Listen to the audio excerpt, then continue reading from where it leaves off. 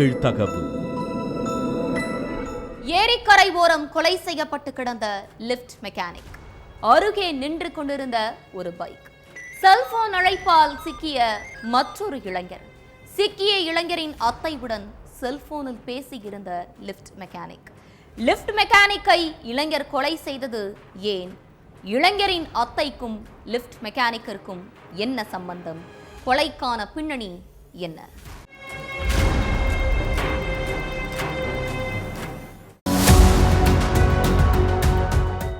வழக்கம் போல காலையில விவசாயிகள் வயலுக்கு வேலைக்கு போயிட்டு இருந்தாங்க. அப்போ சின்னம்பேடுபேட்டை ஏரிக்கரையோரமா அதே கிராமத்தை சேர்ந்த இளைஞர் சங்கர் படுத்திருந்ததை பார்த்திருக்காங்க விவசாயிகள். கூடவே பைக் ஒன்னும் நிறுத்தப்பட்டிருந்துச்சு. நைட்டு முழுக்க நண்பர்களோட சேர்ந்து மது குடிக்க வேண்டியது, அப்புறம் இப்படி காடுகரையில வந்து படுத்து கிடக்க வேண்டியது, இதுதான் இவங்களுக்கு வேலையா போச்சுன்னு திட்டிக்கிட்டே பக்கத்துல போன விவசாயிகள் ஒரு நிமிஷம் அதிர்ச்சியாகி நின்னு இருக்காங்க.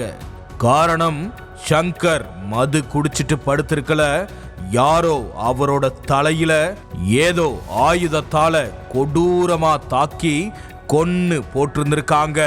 அடுத்து ஊருக்குள்ள உள்ளவங்களுக்கும் போலீசாருக்கும் தகவல் கொடுத்திருக்காங்க. கொஞ்ச நேரத்துல அங்க வந்த போலீசார் சடலத்தை மீட்டு போஸ்ட்மார்ட்டத்துக்கு அனுப்பி வச்சுட்டு சங்கரோட செல்போன் எண்ணை வச்சு விசாரணையில இறங்கி இருக்காங்க. சென்னை ஐயப்பந்தாங்கல்ல உள்ள ஒரு தனியார் நிறுவனத்துல லிப்ட் மெக்கானிக்கா வேலை பார்த்துட்டு இருந்த சங்கர் தன்னோட கிராமத்துல உள்ள தயாளன் கிட்டையும் அவருடைய அத்தை கிட்டையும் அடிக்கடி செல்போன்ல பேசி இருக்கிறது தெரிய வந்துச்சு. அடுத்து தயாளனையும் அவங்க அத்தையையும் விசாரணை வளையத்துக்குள்ள கொண்டு வந்திருக்காங்க போலீசார். சங்கரோட கம்பெனியில ஏதாவது வேலை இருக்குதான்னு கேட்கதான் அவர்கிட்ட அடிக்கடி போன் பேசினதா தயாளன் சொல்லி இருக்காரு.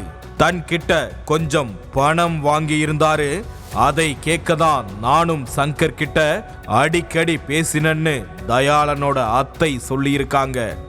என்னதான் தயாளன் உளராம பதில் சொன்னாலும் அவங்க அத்தையோட முகத்துல ஒருவித படபடப்பு இருந்ததை கவனிச்சிருக்காங்க போலீசார்.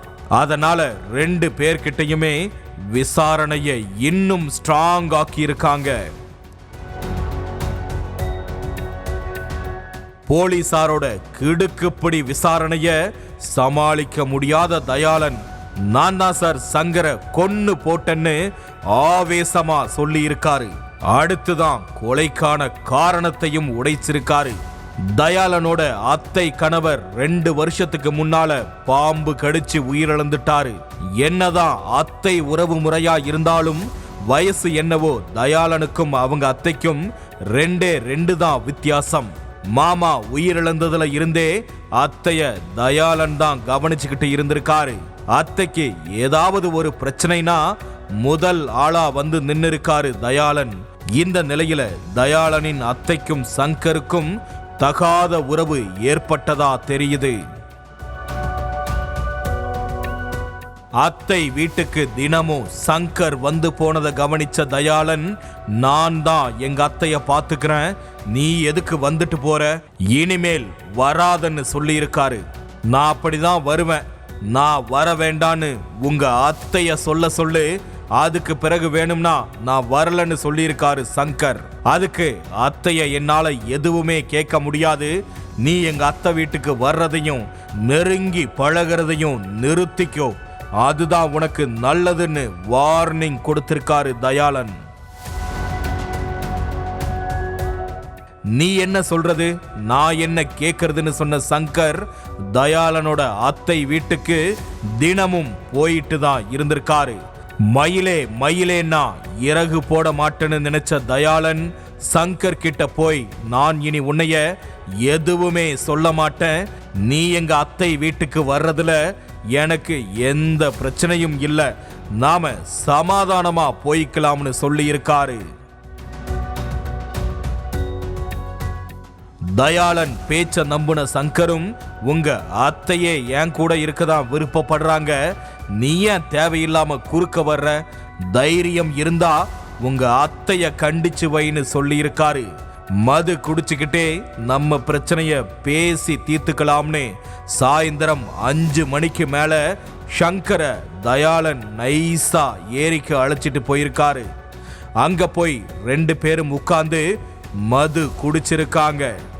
அப்போ சங்கருக்கு நிறைய மதுவை ஊத்தி கொடுத்து ஃபுல் போதையில தள்ளாட வச்ச தயாளன், எங்க அத்தை கிட்ட பேசாத, நெருங்கி பழகாதன்னு எத்தனையோ முறை சொல்லிட்டே இருக்கிறேன். ஆனா நீ கேட்காம சீன் போடுறியா? இதோட உன் சீனையே முடிக்கிறேன்னு மறைச்சு வச்சிருந்த இரும்பு ராடை எடுத்து சங்கர் தலையில பல முறை ஆத்திரம் தீர அடிச்சிருக்காரு.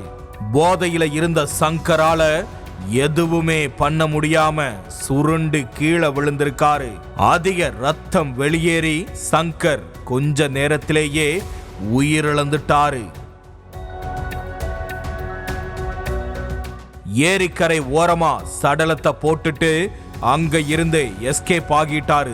ஆனா செல்போன் அழைப்பு ஒட்டுமொத்த உண்மையையுமே வெளியே கொண்டு வந்துடுச்சு.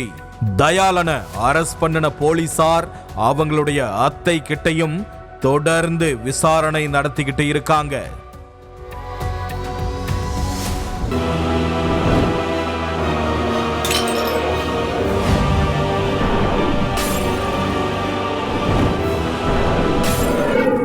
நிகழ்தகவு